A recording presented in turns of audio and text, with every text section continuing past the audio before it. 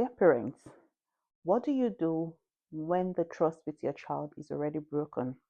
So, remember last week I talked about how that our children may be obeying us out of fear, not because they trust us. And then I got a message from someone saying, so, what do we then do? Let's assume the trust is already broken. So let's say maybe because of the way you have been reacting to your children when they do things, maybe you shouted at them, or you're always constantly like rebuking them, not saying anything good in what they do because you feel that children needs iron hand. Yes, I know some of us, our intentions are right, but the way we are doing it is not going to give the desired results. Sometimes because we see from the society, they say too much love spoils a child. That's not true. That's not correct. You as an adult, does too much love spoils you? If someone really loves you, do you kind of, does it spoil you? Yes, I know we kind of like to say, okay, love me silly, spoil me with love, but does it like make you feel bad? How does it make you feel when someone really loves you and they show you that they love you? Take the same way to your children. So let's say things have happened and then you now really know that, well, whatever my children are doing, they're just doing it because they fear me. They're just doing it because they don't want to see my wrath. They're just doing it because, well, you just know that your children don't trust you because they can't even confide in you. What do you then do? So when the trust is broken, what do we do? The first thing you need to do is acknowledge that there is a gap. Yes.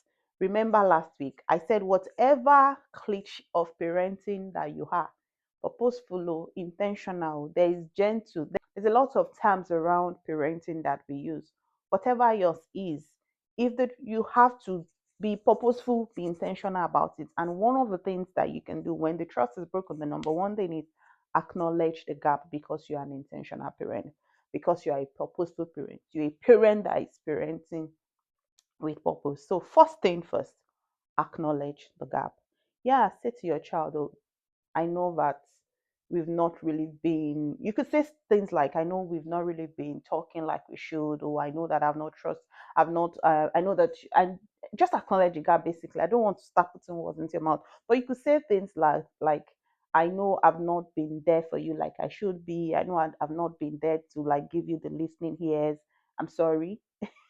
Somebody will be like, why will I be saying I'm sorry to my child? Please do say you're sorry if you need to say you're sorry to your child, to be honest. All of these things is just the truth is we are the perfect model to our children. So if you find it difficult saying I'm sorry to your child, so your child will probably find it difficult to say I'm sorry to their siblings or even to you when they hear. So basically acknowledge the gap, let them know that you know there is a gap and that you're willing to make things better and that you're willing to do better. So to that person who's saying, what should I do when the trust is broken? Acknowledge the gap. That's the starting point. Acknowledge the gap. Let them know that, oh, you see that there is a gap. And now you are willing to make things work. Ask them what they would like you to do actually, or how they would want you to behave, if I can put it that way. And the second thing is show, don't just tell. Yeah, show it. Like we say, actions speak louder than words. Yes, so show it.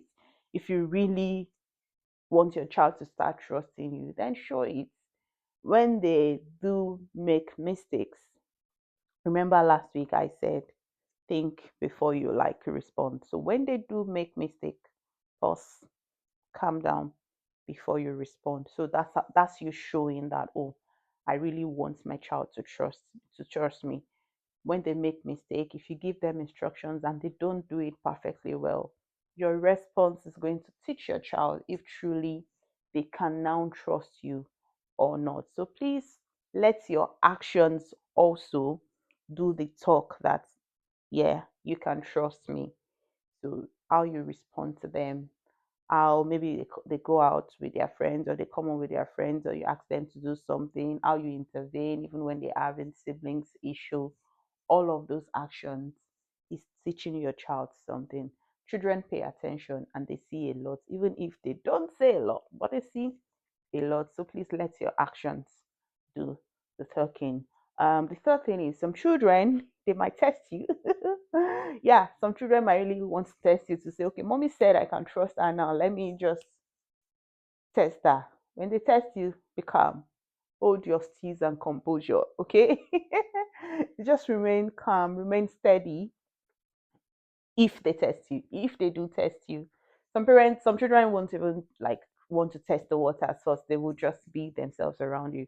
But if they do test you, maintain your steeze and composure, okay? Stay steady, be calm, and then respond appropriately as you should if they test you. And then the fourth thing is make sure that you reconnect with them through shared moments, through the things that they enjoy to doing, do it with them. So through moments, maybe the time that you have together as a family, intentionally reconnect with them, let them know, tell them you love them. I think I say that a lot on this channel, so I say it everywhere. Let them know that you love them. Say to them that you are proud of them. If they've done something, even if they've not done it, like maybe you expect them to score, say, 95 in a particular thing and they score, say, 85, appreciate their efforts. Let them know that, oh, they've done well, but they can do better. There is always room for improvement. Even as an adult, we are constantly improving. So use those little moments to reconnect with them. So reconnect with them through shared moments, through what they enjoy doing, movie time. You can just take a walk, whatever that you all enjoy doing together, and do with them exactly what they also enjoy doing. Yeah. So it's not just what mommy wants to do. So if they say, oh, this weekend we feel like doing this, or I feel like doing this, do it with them as well. That's you getting into their world. And that way they will learn to trust you. If you find yourself that maybe your child says, I want to go and play ball, you're like, go. If you can play ball with them, follow them, or drive them there, or walk with them there. Those kind of things. Show interest in what matters to them, basically.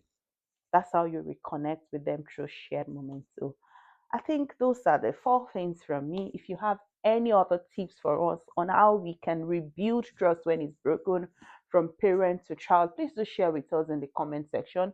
I'm sure you are going to be helping other parents that will be watching this video, and you might also be helping me as well because I might be learning something new from you. So please feel free to share with us in the comment section other ways that we can rebuild trust with our children.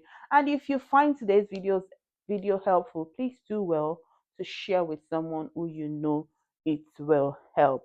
And please do not forget to subscribe to this channel so that you would always get notified when content like this are released. So I come your way again. Keep winning.